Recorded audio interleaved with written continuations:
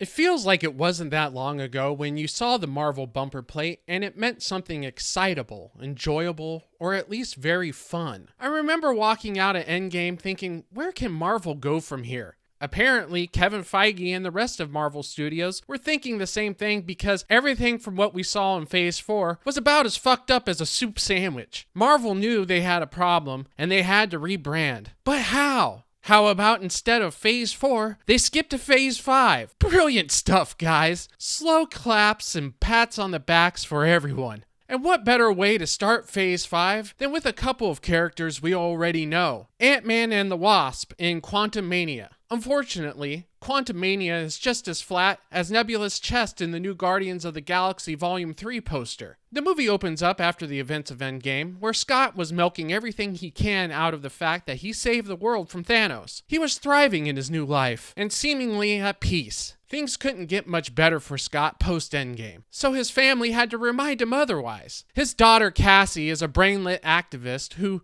protects the homeless by antagonizing the police. Wait a minute, isn't her stepfather a cop? I'm sure this makes for wonderful Thanksgiving dinners. Oh well, they made sure his character stayed very far away from the screen this time. Anyways, she's arrested and Scott has to bail her out, a thing step-grandpa Hank has been fostering on the quiet and behind Scott's back. Wonderful family dynamic, it's the thing modern Disney morals are made of. So Scott brings Cassie home from jail for a family dinner with Hank, Hope, and Janet, who each get a turn kicking him in the nuts. Yeah, you might have saved the world, Scott, but that was like so yesterday. What are you doing today to save the world? This is the equivalent to the highest decorated World War II veteran, Audie Murphy, coming home from the most devastating war the world has ever seen, and every single one of his loved ones shits on his achievements and war exploits as they teabag his war medals before throwing them into the river. Honestly, fuck this family. Scott should have gone giant and throat punched each and every one of them right before they opened their dumb mouths. Instead,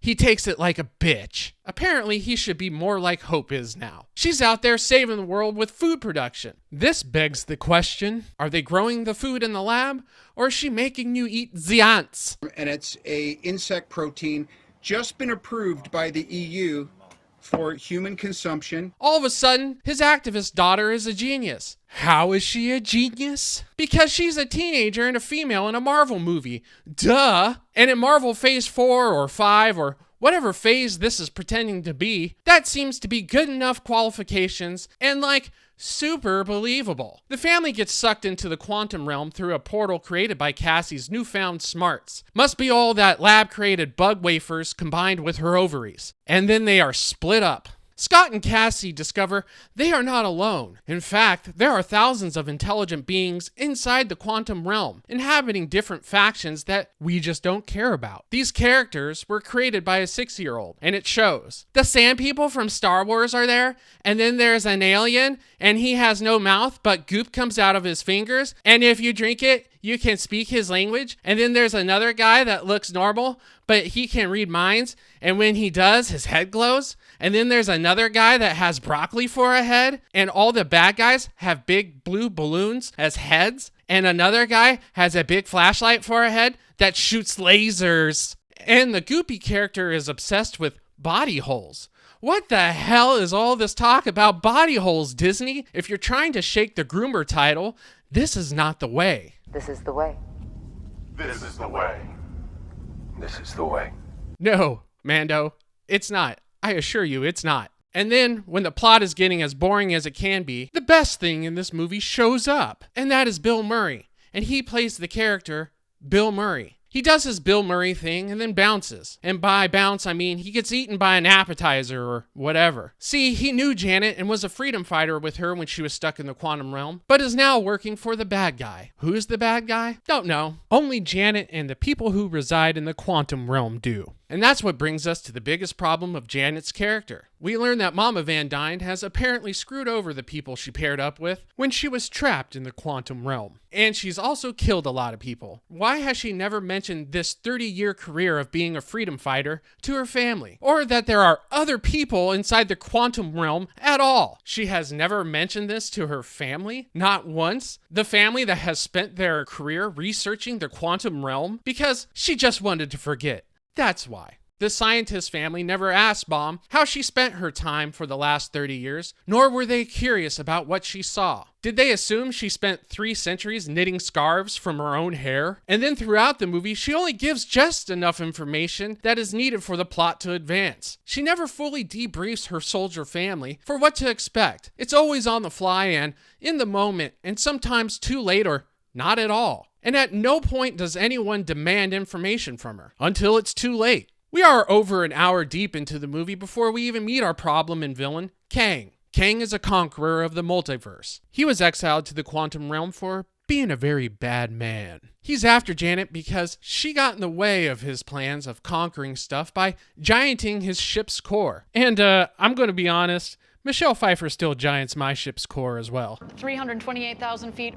Welcome to space. He finds out Scott is an exceptional thief. From who? Darren. Yeah, the bad guy from the first Ant-Man. He's now a giant head named MODOK, a mechanized organism designed for only killing. And he's still a dick. How does Kang know Janet and Scott are in the quantum realm? He had Darren locate Cassie's signal when she was mapping out the quantum realm with the big brain we never knew she had. What a dumb girl. Okay, if we're being honest, I'm actually shocked that they let Cassie make this mistake. With this writing group, I would have put my money on Scott making that bonehead play. Kang makes Scott retrieve his ship's core by threatening Cassie. In doing so, Scott makes his way into a probability storm, encountering thousands of other potential Scotts, which is pretty much all the same guy, and one Baskin-Robbins Scott. This showcases just how much depth the writers think Scott has with only one varying persona. Hello, sponsor. In the meantime, Hope and her parents are on their way to meet up with Scott and Cassie. Just at the moment when Scott is failing at the task that will save his daughter, Hope,